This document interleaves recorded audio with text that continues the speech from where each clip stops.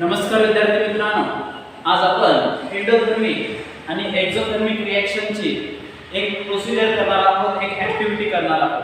काय करणार आहोत की एंडोथर्मिक आणि एक्झोथर्मिक रिएक्शन कशी ओळखायची किंवा एंडोथर्मिक आणि एक्झोथर्मिक रिएक्शन कशी समजली बाबा ही एंडोथर्मिक आहे किंवा हे एक्झोथर्मिक आहे, ही रिएक्शन कशी ओळखली गेली हे आपण बघणार आहोत. To carry endothermic and exothermic reaction to carry endothermic and exothermic reaction म्हणजे या रिएक्शन मध्ये एंडोथर्मिक आपल्याला माहिती आहे की हीट काय होते ऍब्सॉर्ब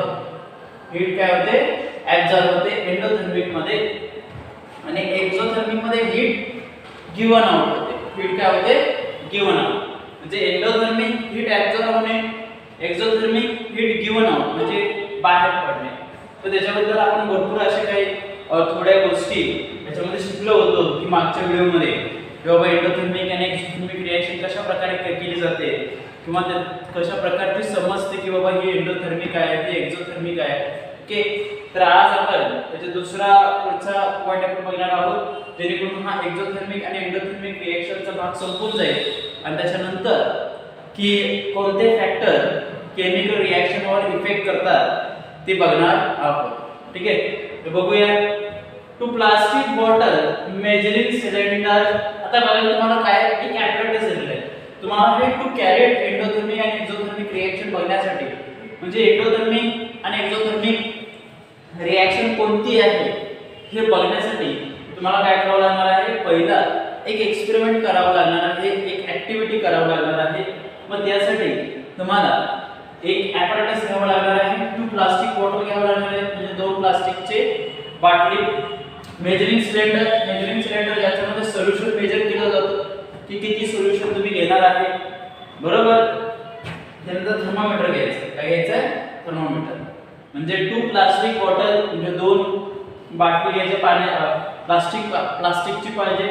मेजरिंग सिलेंडर ज्याच्यामध्ये आपण सोल्युशन घेतो किंवा एखादं द्रावण घेतो मेजर करून म्हणजे किती प्रमाणात आपल्याला द्रावण घ्यायचं आहे याचा अंदाज मेजरिंग सिलेंडरमुळे येतो. नंतर थर्मामीटर. काय करायचं थर्मामीटर पण लागणार आहे. आता पुढे त्यांनी काय सांगितलं बघा, केमिकल्स कोणते आहेत बघा. पोटॅशियम नायट्रेट केमिकल्स पहिला कोणता आहे पोटॅशियम नायट्रेट, दुसरा आहे sodium hydroxide. Potassium nitrate, sodium hydroxide and water, this is what chemicals. Potassium nitrate, sodium hydroxide आणि वॉटर हे काय वेगवेगळे केमिकल्स इथे दिलेले आहेत. तर केमिकल्स म्हणजे रसायनामध्ये पोटॅशियम नायट्रेट येतं, सोडियम हायड्रॉक्साइड येतं आणि वॉटर. आता करायचं काय बघा, तुम्हाला 100 ml हे दोन प्लास्टिकचे बॉटल घ्यायचे, त्याच्यामध्ये दोन्ही बॉटल्स मध्ये आता ऍक्टिव्हिटी सांगत आहे, दोन प्लास्टिकचे बॉटल घ्यायचे. त्या दोन प्लास्टिकच्या बॉटल मध्ये 100 ml वॉटर घ्यायचं, 100 ml वॉटर घ्यायचं. ठीक आहे. त्यानंतर 5 ग्रॅम काय घ्यायचं पोटॅशियम नायट्रेट एका बॉटल मध्ये टाकायचं.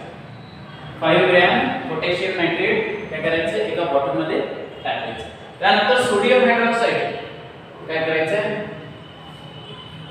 सोडियम हायड्रॉक्साइड काय करायचं तुम्हाला दुसऱ्या बॉटल मध्ये घ्यायचं. ते पण 5 ग्रॅम किती 5 ग्रॅम पोटॅशियम नायट्रेट 5 ग्रॅम आणि सोडियम हायड्रॉक्साइड 5 ग्रॅम हे दोन बॉटल मध्ये घेतला तुम्ही, बरोबर. आता काय करायचं शेक वेल म्हणजेच काय, त्याला चांगल्या प्रकारे काय करायचं त्याची मूवमेंट करायचं, ते मिक्स करायचं आणि मिक्स केल्यावर काही पाणी होतं त्याच्यामध्ये त्या बॉटल मध्ये, त्याच्यामध्ये 5-5 ग्रॅम टाकलेलं आहे पोटॅशियम नायट्रेट टाकलेलं, सोडियम हायड्रॉक्साइड टाकलेलं आहे. आता याच्या बाबतीत आता काय होतं बघा, सोडियम हायड्रॉक्साइड काल आपण बघितलं की सोडियम हायड्रॉक्साइड हे पाण्यात टाकलं असता काय होतं याचं डिझॉल्युशन होतं. डिझॉल्युशन म्हणजे काय, तो विरघळतो, पाण्यात विरघळतो. का विरघळला, कारण यानं आजूबाजूची जी हीट होती उष्णता होती ती आपल्याला सामावून घेतली, म्हणजे हीट ऍब्सॉर्ब केली आहे. सोडियम हायड्रॉक्साइडने काय केलं, पाण्यातील असलेली हीट ऍब्सॉर्ब केली आणि स्वतःला डिझॉल्व करून घेतलं.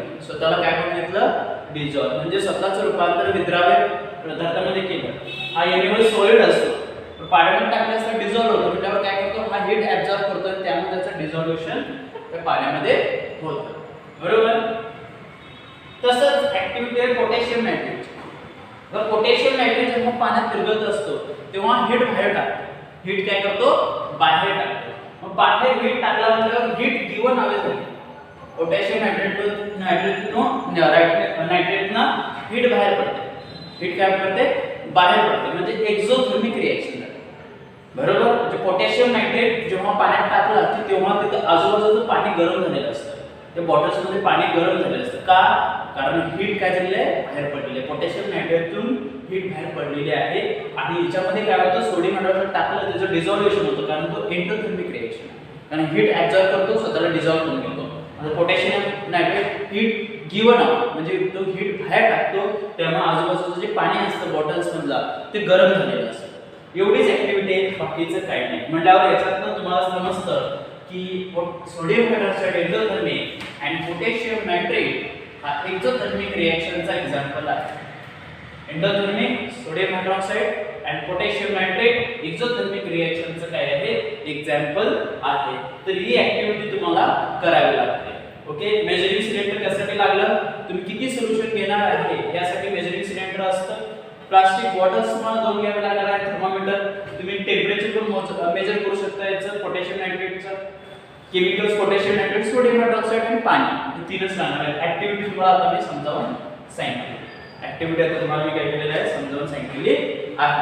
आता पुढचं बघा, endothermic and exothermic reaction. Endothermic and exothermic reaction. आता एंडोथर्मिक आणि एक्झोथर्मिक रिएक्शन आपल्याला समजली की बाबा एंडो हा सोडियम हायड्रॉक्साईडचे एक्झाम्पल झालं, एक्झोथर्मिक हा पोटॅशियम नायट्रेटचे एक्झाम्पल झालं. याच्यावर आपल्याला हे समजलेलं आहे. Exchange of heat, chemical reaction as well as exchange of heat म्हणजे हीटचं एक्सचेंज होतं. म्हणजे एक्सचेंज काय होतं? उष्णतेचं आदान प्रदान होतं. हे एंडोथर्मिक आणि एक्झोथर्मिक रिएक्शन आहे. या एंडोथर्मिक आणि एक्झोथर्मिक रिएक्शन मध्ये हीट काय होते? एक्सचेंज होते. हीट काय होते? एक्सचेंज होते या केमिकल रिएक्शन मध्ये. Accordingly some chemical reaction are exothermic and other are endothermic. Accordingly म्हणजे काही केमिकल रिएक्शन हा एक्झोथर्मिक आहे, काही एंडोथर्मिक आहे. आताच आपण बघितलं की काही एक्झोथर्मिक आहे, काही एंडोथर्मिक आहे. समजलं? म्हणजे ते काय सांगतात की केमिकल रिएक्शन मध्ये एंडोथर्मिक आणि एक्झोथर्मिक मध्ये हीट एक्सचेंज होते, आदान प्रदान होते. ते आता समजलं आपल्याला की एकटा हीट ऍब्सॉर्ब करतो, एकटा हीट गिव्हन आउट करतो. मग त्याच्यावरच केमिकल रिएक्शनचे एंडोथर्मिक आणि एक्झोथर्मिक पार्ट पडलेले आहेत. म्हणजे किती महत्त्वाचा पार्ट आहे बघा हा, कारण याच्यावर जास्त डिस्कशन आहे. पुढं, during exothermic chemical reaction heat is given out. पुन्हा तेच सांगितलं. या प्रयोगाचं त्यांनी निष्कर्ष काढलेला आहे, कन्क्लुजन काढलेलं आहे. या जे तुम्हाला इथे दिसतं, तुम्हाला हे सगळं जे आपण आता बघितलं त्याचा निष्कर्ष इथे त्यांनी काढलेला आहे की ड्युरिंग एक्झोथर्मिक, एक्झो म्हणजे काय? एक्झो म्हणजे बाहेर, एक्झिट. एक्झो म्हणजे एक्झिट होणे. जे काय होते? हीट गिव्हन आहे. गिव्हन आहे म्हणजे हीट बाहेर पडते. मग ती कसलं आहे? Exothermic. Reactant transfer into product. Reactant transfer into product. Reactant काय होते? म्हणजे जेव्हा एक्झोथर्मिक रिएक्शन होते तेव्हा रिएक्टंटचं कन्व्हर्जन कशामध्ये होतं?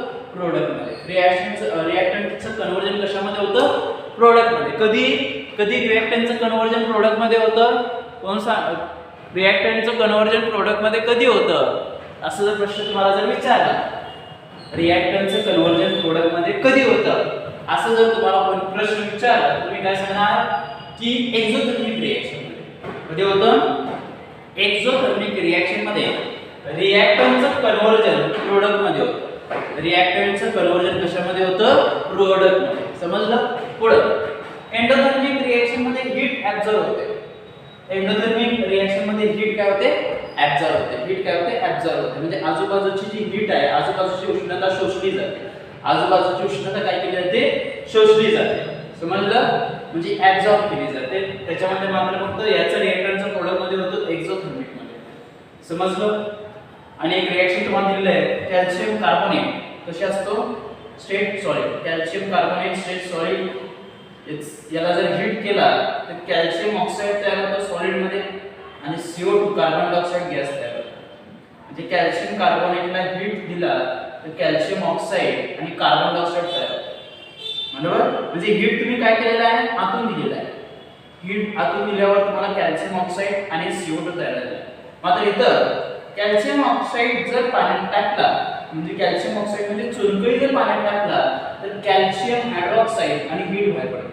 कॅल्शियम हायड्रॉक्साईड आणि हीट काय होते बाहेर पडते. समजलं? म्हणजे कॅल्शियम कार्बोनेटला हीट दिला तर हे दोन तयार होतात आणि हे जर पाण्यात टाकला चुनखडी म्हणतात त्याला, कॅल्शियम ऑक्साईड चुनखडी म्हणजे चुना पाण्यात जर टाकला तर कॅल्शियम हायड्रॉक्साईड आणि हीट तयार होते. कॅल्शियम हायड्रॉक्साईड आणि काय तयार होतं? हीट तयार होते. समजलं? सोपं आहे, एकच पॉइंट दिलाय. तर हा एंडोथर्मिक एक्झोथर्मिक तुम्हाला पहिला समजलेला आहे. एंडोथर्मिक म्हणजे हीट ऍब्सॉर्ब होते, एक्झोथर्मिक हीट बाहेर पडते. हे दोन प्लास्टिकचे बॉटल घ्यायचे, मेजरिंग सिलेंडर घ्यायचे, थर्मोमीटर तीनच आहेत. पोटॅशियम नायट्रेट घ्यायचं आहे, सोडियम हायड्रॉक्साईड घ्यायचं आहे, वॉटर घ्यायचं आहे. ऍक्टिव्हिटी समजावून सांगितलं. 100 ml पाणी घ्यायचं आहे, त्याच्यामध्ये 5 ग्रॅम सोडियम हायड्रॉक्साईड आणि पोटॅशियम नायट्रेट ऍड करायचं आहे. त्यानंतर त्याचं टेम्परेचर मेजर करायचं आहे. तर त्याच्यामध्ये आपल्याला समजून जाईल की केमिकल रिएक्शन मध्ये हीट एक्सचेंज होते. केमिकल रिएक्शन मध्ये काय होते? हीट एक्सचेंज होत असते. काय होत असते? हीट एक्सचेंज होते. केमिकल रिएक्शन मध्ये काय होते? हीट एक्सचेंज झालेले आपल्याला इथं दिसते. मग ही हीट एक्सचेंज होत असताना some chemical reaction are exothermic आणि some chemical reaction are endothermic. म्हणजे हीट एक्सचेंज होताना ना हीट ऍब्सॉर्ब केली जाते किंवा हीट गिव्हन आउट केली जाते. समजलं? तर during exothermic reaction reactant convert into product. म्हणजे एक्झोथर्मिक रिएक्शन मध्ये रिएक्टंटचं कन्वर्जन कशामध्ये होतं? प्रोडक्ट मध्ये होतं. रिएक्शनचं कन्वर्जन कशामध्ये होतं? प्रोडक्ट मध्ये. त्यानंतर endothermic reaction heat absorb surrounding. Endothermic मध्ये काय होतं? हीट ऍब्सॉर्ब केली जाते, सराउंडिंग मध्ये हीट बाहेर काढली जाते. बाहेर म्हणजे खेचली जाते. कॅल्शियम कार्बोनेटला जर हीट केलं तर कॅल्शियम ऑक्साईड आणि कार्बन डायऑक्साईड गॅस तयार होतो. मग कॅल्शियम ऑक्साईडला जर तुम्ही पाण्यात टाकला म्हणजे चुनखडी पाण्यात टाकला तर कॅल्शियम हायड्रॉक्साईड आणि हीट तयार होते. कॅल्शियम हायड्रॉक्साईड आणि काय तयार होतं? हीट तयार होतं. तर हे आहे आपला आजचा व्हिडिओ. तर एंडोथर्मिक रिएक्शन, एक्झोथर्मिक रिएक्शन हा लास्ट पार्ट होता. याच्यावरचा मोस्ट पार्ट रिपीट झालेले आहेत या पार्ट मध्ये. म्हणजे एक ऍक्टिव्हिटी फक्त समजण्यासाठी त्यांनी पूर्ण पार्ट हा रिपीट केलेला आहे. तर हा व्हिडिओ बघा, काळजीपूर्वक बघा. आपण याच्यानंतर फास्ट हा पोर्शन कव्हर करणार आहोत. त्यामुळे तुमची शंका असेल तर ज्या त्या वेळी विचारत चला. आता हा व्हिडिओ बघा, काय शंका असेल तर नक्कीच विचारा. Okay, thank you.